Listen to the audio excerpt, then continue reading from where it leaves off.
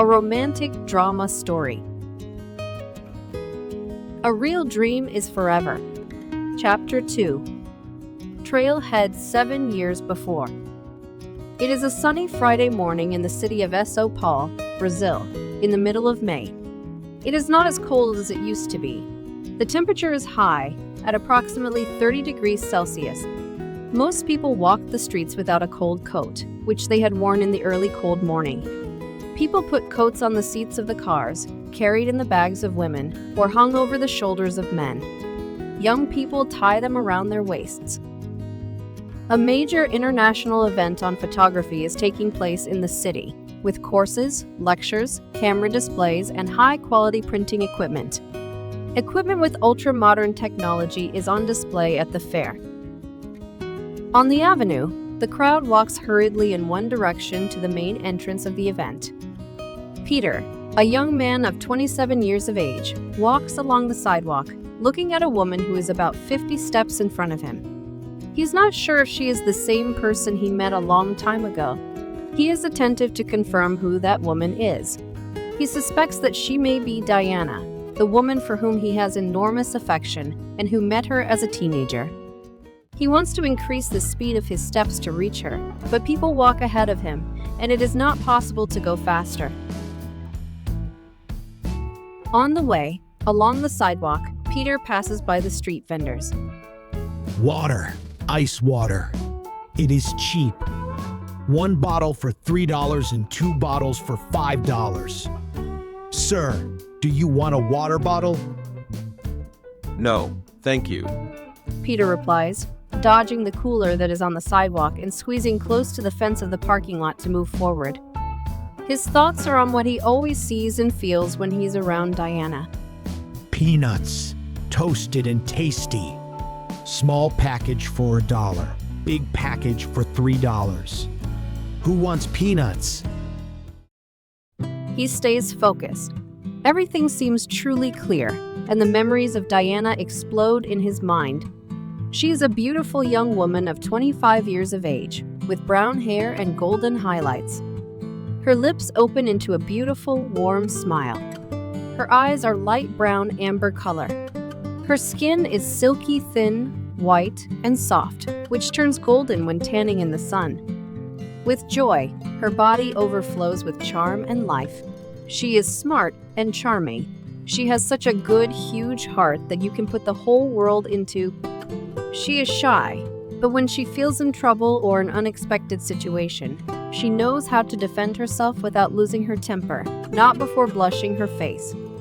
Her always well-groomed hands, usually with painted nails, are beautiful, delicate, and soft to touch and kiss. The green blouse Diana is wearing over her jeans suits her well. It is the perfect color for her skin tone. She walks quickly and gets in line to buy tickets for the event. 2 beautiful women go with her. Observing the type of conversation the 3 women have, Peter can see that they are longtime friends. A perfect trio of women that any man would like to flirt with, while waiting for the line to move, until it is his turn to buy the ticket. Peter has been watching the woman from afar for at least 2 blocks.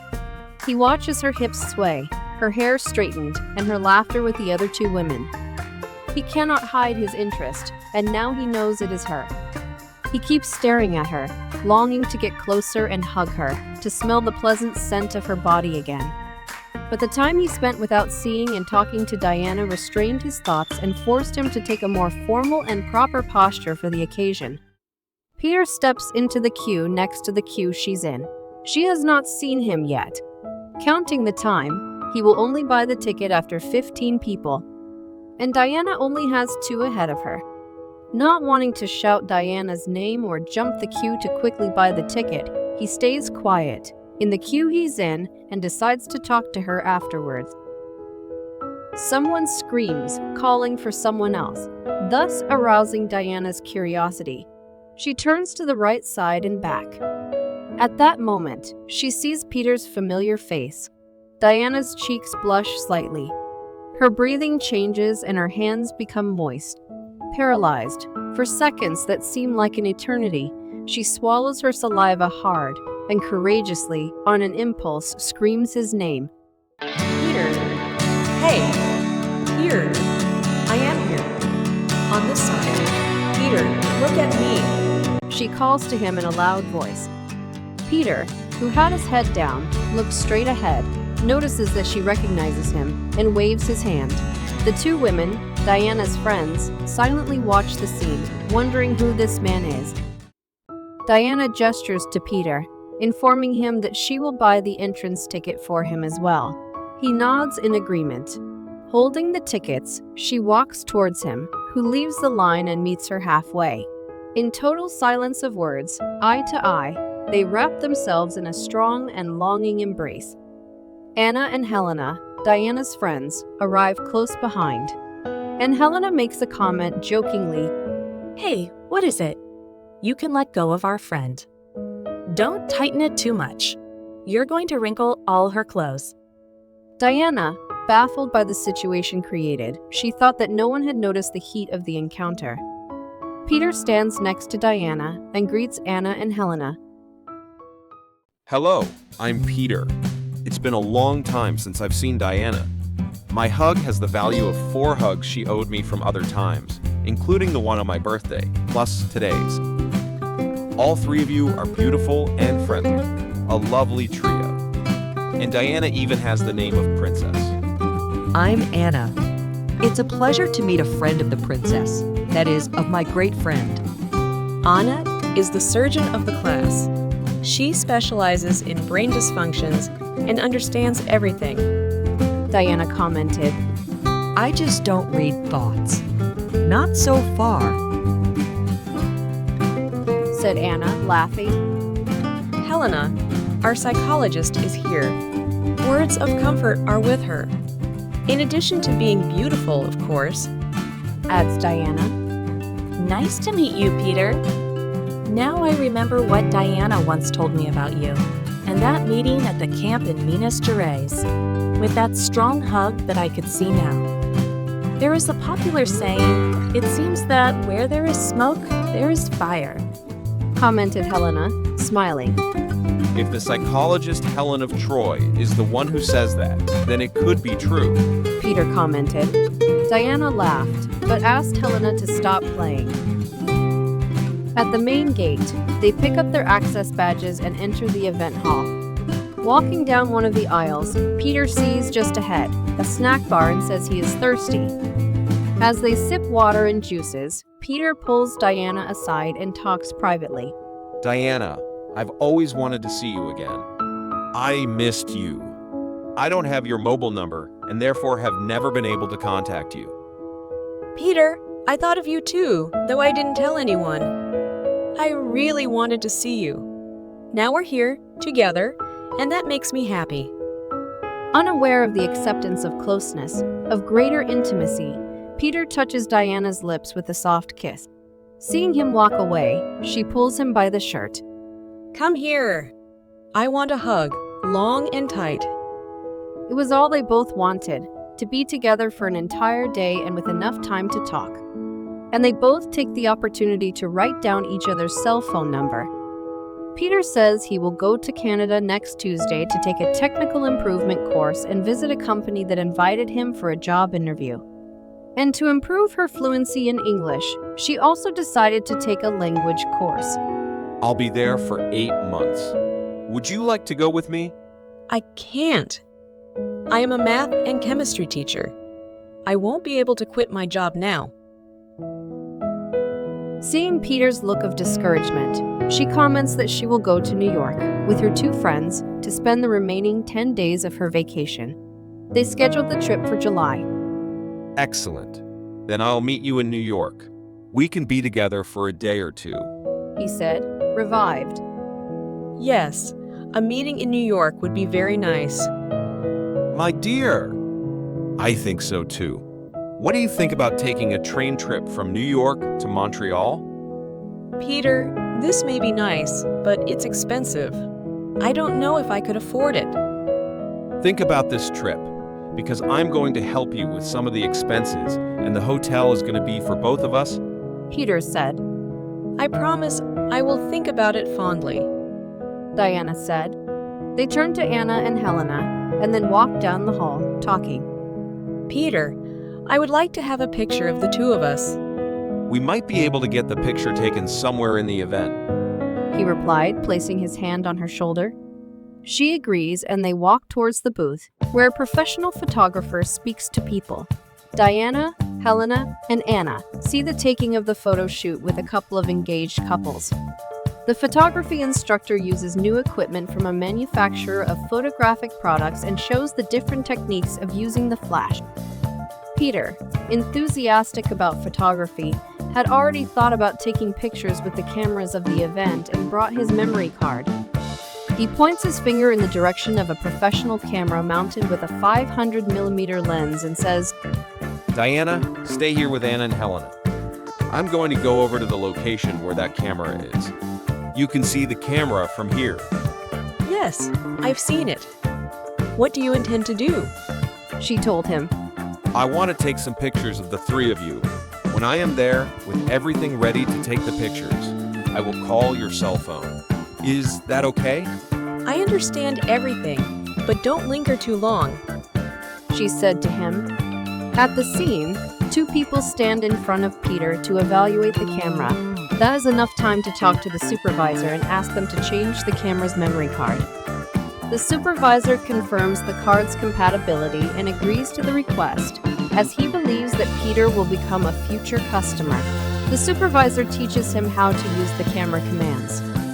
Peter takes 8 pictures in diverse ways to see the quality of the images, checking them out after 5 minutes. That's it?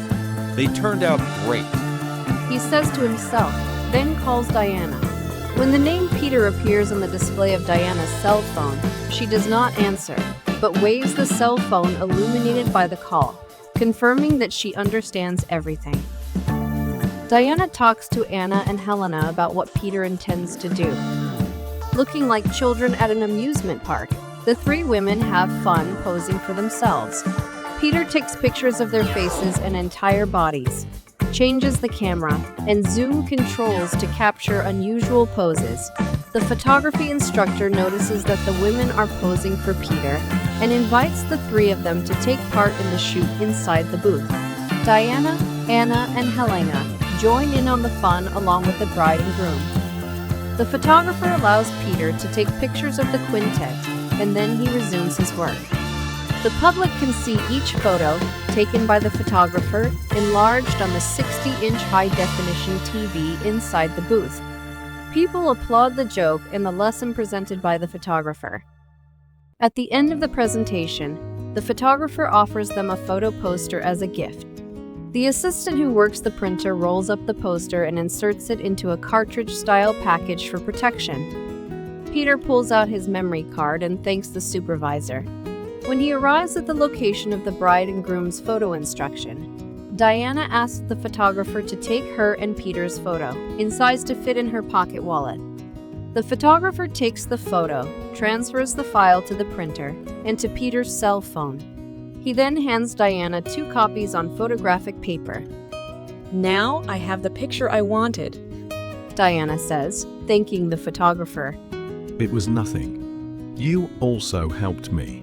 The photographer, he said to her. Peter speaks privately to Diana. Now I have your picture, your phone number, and you. Finally, the girl is mine. He says, paraphrasing Michael Jackson's song, and she smiles. The 4 of them walk through the Great Hall, seeing the various attractions of the event. At 8 p.m., they decide to go out for dinner. How about we go to a Japanese restaurant? Anna asked them. Of course, we can go, as that's a good suggestion, said Helena, seeing that Peter and Diana also agree. At the end of dinner, Anna asks Peter's opinion about the vacation trip. What do you think of a meeting with friends in New York? We'll get there on the 10th or 11th of July. Helena adds. I'll meet you in New York. Peter says, holding Diana's hand. On the way to the hotel, Peter looks at his watch 10 p.m. It's too late to leave for his home and his thoughts are set on Diana. When they arrive, Peter decides to stay in town and asks for another room for him. Everyone is exhausted and wants to shower to get a good night's sleep.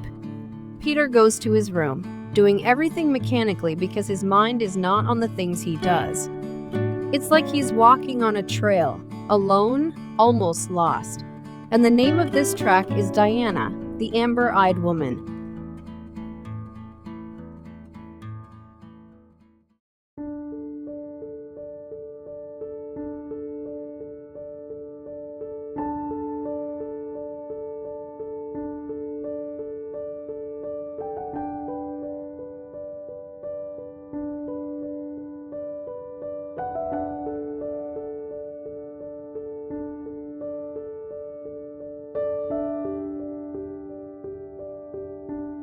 We thank you all for watching the GREENGEN Books channel. I ask you to subscribe to the channel, leave the like, and watch all the episodes of the romance drama A Real Dream is Forever.